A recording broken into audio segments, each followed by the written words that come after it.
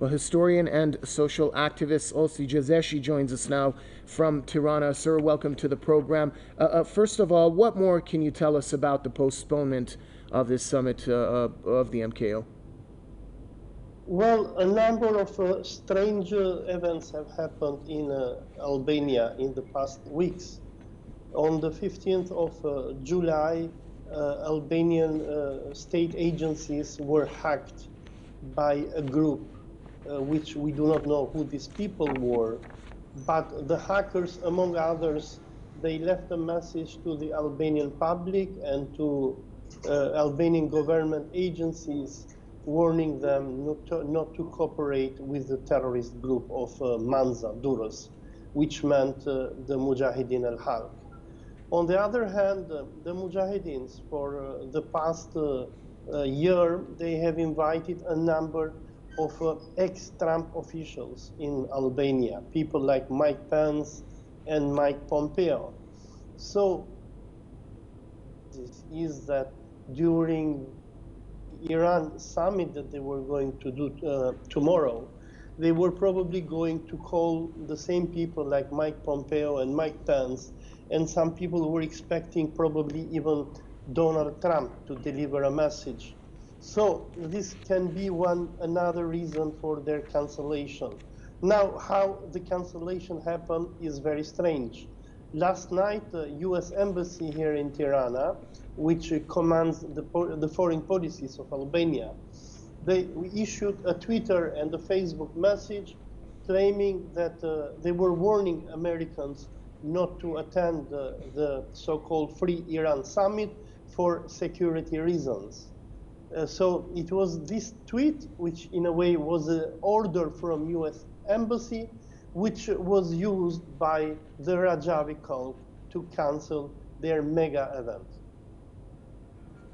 And Mr. Shpjegoj, this is also quite ironic when the MKO fears for its own security, given the history that this cult-like group has, its terrorist history, and of course, over the past months, they've assaulted many Iranian nationals in several European countries. Just last month, a Press TV reporter and her news team were attacked while covering an exhibition in Sweden that displayed the crimes committed by this group. Tell us more about this irony and this hypocrisy that we're seeing. Well, the Mujahideens, they are exactly like the Iranians call them munafiqs, hypocrites. I mean, they use a lot of fake news. They always play the victim. If you see their propaganda here in Albania, they always claim to be victims of Iran. They have, in a way, brainwashed huge segments of Albanian society by playing the victim, even though they are the criminal. So I don't think that the cancellation of their event was related to the issue of security. The issue of security was, in a way, the excuse which the U.S. Embassy here in Tirana used in order to order the Mujahideens and our government as well to cancel their event. The Mujahideens, they are the most protected people here in Albania. They are even more protected than our president or prime minister. They are protected by our secret service, by a private army that they have, and the private Albanian security guards who guard them with weapons. So, I mean, any excuse or any claim that Mujahideens are threatened in any way possible is not true, but the opposite is true. The Mujahideens in the past months have launched a very dirty campaign against their defectors here in Albania. Around 500 Mujahideens have defected the cult, and around 50 are here in Tirana who they refuse to be recruited as terrorist soldiers for Marjam Rajavi.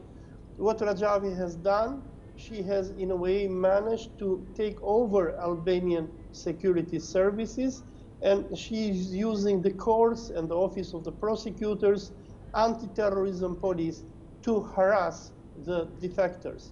On the other hand, Rajavi and her cult, they have managed to buy most of the medias in Albania. most journalists here in Albania, they are terrorized by the Mujahideens. They do not report anything against them because they know that they immediately can lose their job. So the claim that Mujahideens are threatened in any way possible is a pure lie. And you also mentioned earlier how various U.S. officials basically go out of their way to participate in the annual gatherings of the MKO.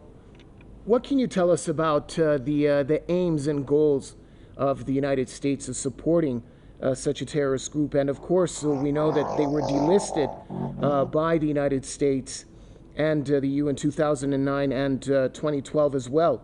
And they've been enjoying freedom of activity since then. I have spoken to some of the guests which come and attend the events of Marjam Rajavi here in Albania. And we can speak about two groups of people.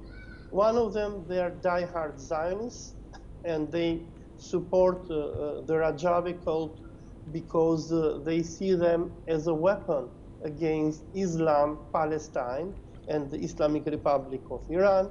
And the other people, they are simply mercenaries because Rajavi pays huge sums of money for people who attend her annual events.